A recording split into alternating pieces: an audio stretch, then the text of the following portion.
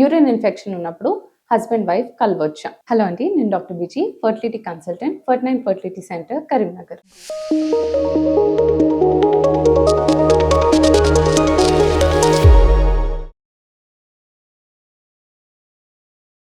Urine ఇన్ఫెక్షన్ అనేది ఎట్లా తెలుస్తుందంటే, కొన్నిసార్లు పొట్టలో నొప్పి, లేకపోతే యూరిన్ వెళ్ళేటప్పుడు మంట, పదే పదే యూరిన్ వెళ్ళాల్సిన అవసరం పడుతుంది, నడుములో నొప్పి, యూరిన్లో బ్లడ్, ఇట్లాంటి సైన్ సిమ్టమ్స్ కనిపిస్తే యూరిన్ ఇన్ఫెక్షన్ ఉండొచ్చు అనేది సంకేతం. సో ఇన్ఫెక్షన్ ఉన్నప్పుడు కలవడం వల్ల ఏమవుతుందంటే నొప్పి కానీ మంట కానీ ఎక్కువ అవ్వచ్చు. అలాగే రికవరీ టైం, మంట ఎక్కువ అవ్వడము, నొప్పి ఎక్కువ అవడం వల్ల ఎక్కువ బ్యాక్టీరియా కూడా కలిసినప్పుడు బ్యాక్టీరియా ఎక్స్చేంజ్ అనేది ఉంటుంది.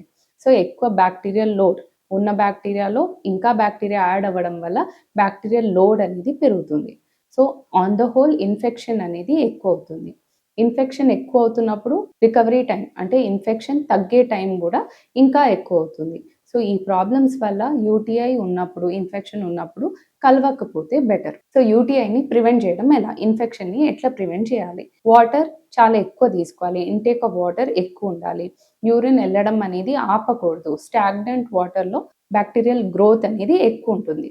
సో యూరిన్ ఎక్కువ ఆపకుండా కరెక్ట్ ఫ్రీక్వెన్సీలో యూరిన్కి వెళ్ళాల్సి వస్తుంది. అలాగే కలిసే ముందు కానీ కలిసిన తర్వాత కానీ యూరిన్కి వెళ్తే నంబర్ ఆఫ్ ఇన్ఫెక్షన్స్ అనేది తగ్గిపోతుంది. అలాగే ఇన్ఫెక్షన్ తగ్గాక, సిమ్టమ్స్ అన్ని తగ్గాక కలిసి ఉంటే బెటర్. ఒకవేళ యాంటీబయాటిక్ కోర్స్ మీద ఉన్నారనుకోండి, ఆ కోర్స్ అంతా అయిపోయిన తర్వాత కలిసి ఉంటే బెటర్. సో యూరిన్ ఇన్ఫెక్షన్ వల్ల ప్రెగ్నెన్సీ రాకపోవడం అనేది జరగవచ్చు. సో న్యాచురల్గా మామూలుగా అయితే యూరిన్ ఇన్ఫెక్షన్ ఉంటే ప్రెగ్నెన్సీ రాదు అనేది ఉండదు. బట్ ఒకవేళ యూరిన్ ఇన్ఫెక్షన్ చాలా రోజుల నుంచి ట్రీట్ చేయకపోతే యురిత్రాలో ఉన్న ఇన్ఫెక్షన్ వజైనాలోకి పాకడము, గర్భసంచి లోపలికి పాకడము, లేదా ట్యూబ్ లోపలికి పాకడం అనేది జరగచ్చు.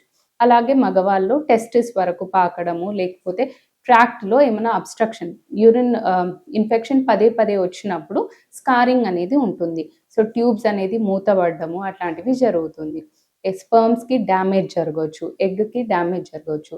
సో పదే పదే ఇన్ఫెక్షన్ వచ్చి ట్రీట్మెంట్ కరెక్ట్గా తీసుకోకపోతే, ఇన్ఫెక్షన్ చాలా హై ఉన్నప్పుడు ఈ ప్రాబ్లమ్స్ రావచ్చు. But as such urine infection does not cause infertility. Thank you.